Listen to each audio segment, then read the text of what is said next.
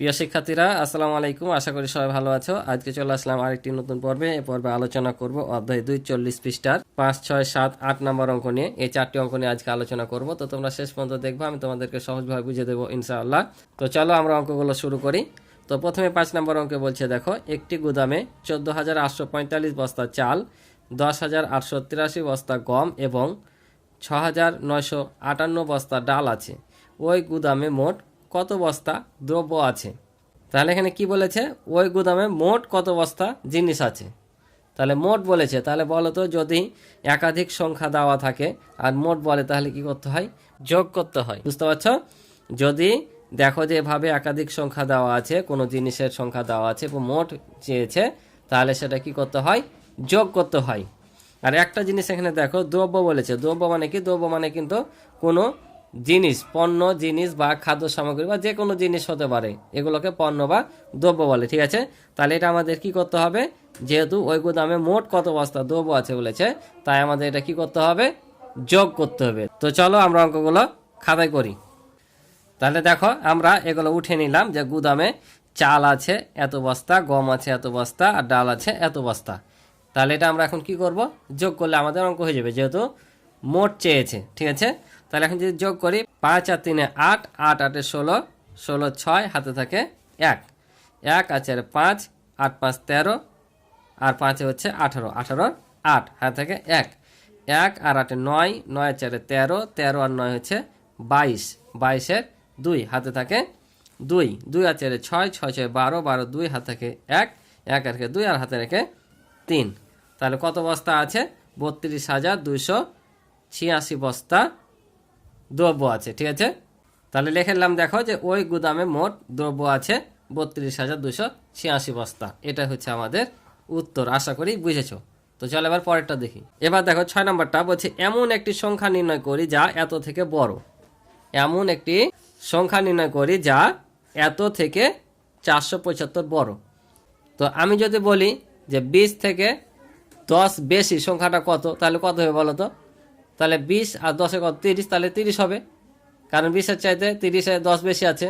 তো এরকমই এটাই ব্যাপার, যে নির্ণয় করো যা এত থেকে এত বড়, অর্থাৎ এই সংখ্যাটার সাথে যদি আমরা এটা যোগ করে দিই, তাহলে এর থেকে বড় সংখ্যাটা পেয়ে যাবো, এত বেশি হবে, তাই না? 3,582 আছে, এর সাথে 475 যদি যোগ করে দিই, তাহলে 3,582 চাইতে বড় সংখ্যাটা আমরা পেয়ে যাবো। তার মানে কি করতে হবে? এটা যোগ করতে হবে। তো চলো করে দিই। তাহলে দেখো, আমরা নর্মালি যেভাবে এটা যোগ করতে হয় সেভাবেই যোগ করে নিব। ঠিক আছে? তাহলে 2 আর 5 7, 8 7 15 5, হাতে থাকে 1, 5 আর 1 6, আর 4 10, 10 0, হাতে থাকে 1, 1 আর 3 হচ্ছে 4। এখন এই যে আমরা এটা পাইলাম, এই সংখ্যাটাই হচ্ছে এই চাইতে এত বেশি। কারণ আমরা যদি এটা থেকে এটা আবার বিয়োগ করি, তাহলে কত পাবো? এটা পাবো। তাহলে সংখ্যাটি হচ্ছে আমাদের এইটা। তাহলে এখন আমরা কি লিখবো? যে অতএব 3,582 থেকে 475 বড় সংখ্যাটি কত পেলাম? 4,057। এটাই হচ্ছে আমাদের উত্তর। বুঝেছ? আশা করি বুঝেছ। এবার দেখো 7 নম্বর বলছে, 3 8 5 0 6 4 অঙ্কগুলো মাত্র একবার ব্যবহার করে গঠিত বৃহত্তম সংখ্যা ও ক্ষুদ্রতম সংখ্যার পার্থক্য নির্ণয় করো। পার্থক্য মানে কি? বিয়োগফল নির্ণয় করতে হবে কোন সংখ্যার? এই অঙ্কগুলোর। অর্থাৎ এগুলো কিন্তু এক একটি অঙ্ক। আমরা জানি অঙ্ক প্রতীক 10টি, 0 থেকে 9 পর্যন্ত 10টি হচ্ছে অঙ্ক প্রতীক। এগুলো এক একটা অঙ্ক। এগুলো কমাগুলো উঠিয়ে আমাদের বড় থেকে ছোট এবং ছোট থেকে বড় সাজিয়ে এটার বিয়োগফল নির্ণয় করতে হবে। পার্থক্য মানে হচ্ছে বিয়োগফল নির্ণয় করতে হবে। ঠিক আছে? তো চলো আমরা বৃহত্তম সংখ্যা এবং ক্ষুদ্রতম সংখ্যা গঠন করে বিয়োগ করি। তাহলে দেখো, আমরা বড় থেকে ছোট এবং ছোট থেকে বড় সাজাবো, মনোযোগ দিয়ে দেখবা। তাহলে আমরা লিখে নিলাম যে 3 8 5 0 6 4 দ্বারা গঠিত বৃহত্তম সংখ্যা। তাহলে বৃহত্তম সংখ্যা 0 থেকে 9 পর্যন্ত সবচাইতে বড় সংখ্যা কোনটা, অর্থাৎ অঙ্ক কোনটা? 9, তারপর 8, তারপর 7 6, এভাবে পর্যায়ক্রমে আসে। তো এখানে 9 নাই, তো সবচাইতে বড় এখানে কত? 8। তাহলে আমরা প্রথমে 8 বসাই দেবো। তারপর বড় কোনটা? 6, 6 বসাই দেবো। তারপর আছে 5, তারপর আছে 4, তারপর 3, তারপর 0। তাহলে দেখো, এখানে 6টি অঙ্ক আছে। এখানে 6টি অঙ্ক, সবচাইতে বড় সংখ্যাটা আমরা গঠন করলাম যে 8 6 5 4 3 0। এটা হচ্ছে সবচাইতে বড় সংখ্যা। এখন বলেছে ক্ষুদ্রতম সংখ্যা গঠন করতে হবে, যে এত এত দ্বারা গঠিত ক্ষুদ্রতম সংখ্যা। তাহলে ক্ষুদ্রতম সংখ্যা কি, আমরা যদি এটা বিপরীত থেকে সাজাতে লাগি তাহলে কিন্তু ক্ষুদ্রতম সংখ্যা হয়ে যাবে নর্মালি, বুঝেছো। কিন্তু এখানে একটা শর্ত আছে, যে শূন্য, শূন্য কিন্তু কোনো সংখ্যার সামনে বসে না।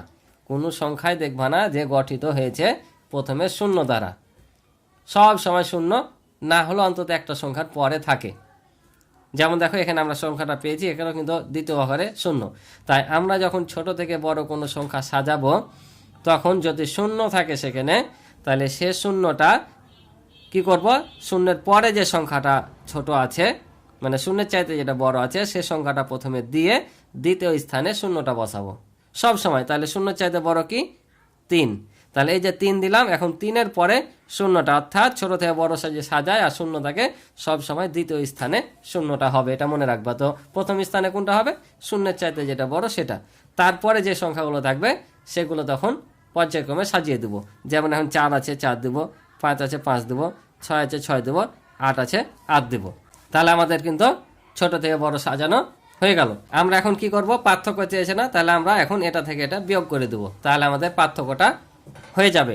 এই সংখ্যাগুলো তোমরা নিচে নিচে বসাবা, একবারে একটার নিচে একটা জেনে থাকে, তাহলে এখানে বিয়োগ করা যাবে। তাহলে বিয়োগ করলে দেখো এই 0 থেকে 8 বাদ দেওয়া যায় না, 3-এর কাছ থেকে 1 নিলাম 10 হলো, 10 থেকে 8 বাদ দিলে এখানে হবে 2, এখান থেকে 1 নিয়ে নিয়েছি তাহলে 2 আছে, আবার 10 ধরে নিলাম তাহলে 12 হলো, 12 থেকে 6 বাদ দিলে 6 হবে, এখান থেকে 1 নিয়ে নিয়েছি তাহলে 3, 3 থেকে 5 বাদ দেয় না, আবার 5-এর কাছ থেকে 1 নিলাম 13 হলো, 13 থেকে 5 বাদ দিলে 8, তাহলে এখান থেকে 1 নিয়ে নিয়েছি 4 হয়ে আছে, 4 থেকে 4 বাদ দিলে হবে 0, 6 থেকে 0 বাদ দিলে হবে 6, আর 8 থেকে 3 বাদ দিলে হবে 5। তাহলে আমরা এখানে লিখব যে পার্থক্য কত পেলাম, এটা হচ্ছে আমাদের উত্তর। আশা করি বুঝেছো। এবার দেখো পরের অঙ্কটা, 8 নম্বর অঙ্ক, এই পর্বের লাস্ট অঙ্ক, যে 83,291 এর সাথে কোন সংখ্যা যোগ করলে যোগফল 1,28,792 হবে। এত এর সাথে কোন সংখ্যা যোগ করলে যোগফল এত হবে। তার মানে আমরা বুঝতে পারছি এত এর সাথে কোন সংখ্যা যোগ করে যোগফল এত হবে, যোগফল দেওয়া আছে। তো যোগফল যদি দেওয়া থাকে তাহলে কি করতে হয় বলেছিলাম গত পর্বে, যোগফল থাকলে যোগফল থেকে এটা বিয়োগ করলে আমরা পরের সংখ্যাটা পেয়ে যাই। অর্থাৎ এই যে অঙ্কটা দেখো, এটা যোগফল দেওয়া আছে, এই সংখ্যাটা দেওয়া আছে, আর এটা যোগফল দেওয়া আছে। আর বলেছিলাম এই সংখ্যাটা অথবা এই সংখ্যাটা না থাকলে কি করতে হয়, এই যোগফল থেকে এই সংখ্যা বিয়োগ করতে হয়, বিয়োগ করে যেটা পাবো সেটা এখানে বসবে। বা এখানে যদি সংখ্যা দেওয়া থাকতো তাহলে এটা বিয়োগ করে যা পেতাম এখানে বসতো। তার মানে এখানে যে সংখ্যাটা দেওয়া আছে এই সংখ্যাটি, এটা থেকে যদি আমরা বিয়োগ করি তাহলে আমরা কত যোগ করতে হবে পেয়ে যাব। এটা ভাবিও না যে আবার কত যোগ করলে যোগফল এত হবে, তাই যোগ করতে হবে এটার সাথে, না, বিয়োগ করে বের করতে হবে। যেটা বিয়োগফল পাবো সেই সংখ্যাটা যদি আমরা এটার সাথে যোগ করি তাহলে যোগফল এত পাবো। তো কিভাবে পাবো করে দেখাই, তখন বুঝতে পারবা। তাহলে দেখো এটা আমরা এই সংখ্যা থেকে এই সংখ্যা নর্মালি বিয়োগ করে দেবো, ঠিক আছে, কিছু লেখালেখি নাই, সরাসরি আমরা বিয়োগ করে দেবো। তারপর কি লিখতে হবে লিখে দিচ্ছি। তো 2 থেকে 1 বাদ দিলে 1, 9 থেকে 9 বাদ দিলে 0, 7 থেকে 2 বাদ দিলে কত হবে 5, 8 থেকে 3 বাদ দিলে হবে 5। এই যে দেখো 2 থেকে 8 বাদ দেওয়া যায় না, 1-এর কাছ থেকে 1 নিলাম 12 হলো, 12 থেকে 8 বাদ দিলে 4, আর এখান থেকে 1 নিয়ে নিয়েছি তাহলে কিছু নাই, তাহলে এখানে 0, তো 0 বসার দরকার নাই। এখন দেখো আমরা যদি এই সংখ্যাটার সাথে এই সংখ্যাটা এখন যোগ করি তাহলে যোগফল কত হবে, এই সংখ্যাটা হবে। তাহলে বুঝতে পারছো এটা কিন্তু ওখানে যোগ করতে বলেনি, বিয়োগ হবে। কিভাবে দেখো, আমরা জানি যে যখন এই সংখ্যাটা চাই, বিয়োজন চাই, এটা যেমন আমরা বিয়োগ করেছি এখন কিন্তু এটা বিয়োজন, তাহলে বিয়োজন যখন চাই তখন এই দুটো সংখ্যা কী করতে হয়, বিয়োগ বিয়োগফল যোগ করতে হয়। তাহলে এই সংখ্যা দুটো এখন যোগ করো, এটা পাবা। দেখো 1 আর 1 2, 9 বসে যাবে, 2 আর 5 7, 3 আর 5 8, 8 আর 4 হচ্ছে 12। বুঝতে পারছো, তার মানে এই সংখ্যাটার সাথে কত যোগ করলে বলেছিল না এত হবে, তাহলে এই সংখ্যাটা যোগ করলে আমরা এটা পাবো। তাহলে ওই কথাটা জাস্ট এখানে লিখে দেবো যে এত এর সাথে এত যোগ করলে যোগফল এত হবে। বুঝতে পারছো, তাহলে এটা হচ্ছে আমাদের উত্তর। এখানে উত্তর তোমরা লিখে দিতে পারো যে 45,501। বুঝেছো, এটা হচ্ছে আমাদের উত্তর, অর্থাৎ বিয়োগফল যেটা পেলাম সেটা উত্তর, যে 45,501। আশা করি তোমরা বুঝেছো। তো আজকে এ পর্যন্ত ছিল অঙ্ক, আশা করি তোমরা বুঝেছো। যদি ভালো লেগে থাকে অবশ্যই চ্যানেলটি সাবস্ক্রাইব করে আমার পাশে থাকবে, ভিডিওতে একটি লাইক করে দিবে। আর ইতিপূর্বে যারা আমার চ্যানেলটি সাবস্ক্রাইব করে রেখেছো তাদেরকে অসংখ্য ধন্যবাদ। আর এই অধ্যায়ের সম্পূর্ণ ভিডিও দেখতে চাইলে এই ভিডিওর ডিসক্রিপশনে তোমরা লিঙ্ক পেয়ে যাবে, অথবা আমার চ্যানেলে গিয়েও প্লে লিস্টের মাধ্যমে সম্পূর্ণ ভিডিও দেখতে পারবে। তো আজকে এই পর্যন্ত, ভালো থাকো, সুস্থ থাকো, আল্লাহ হাফিজ।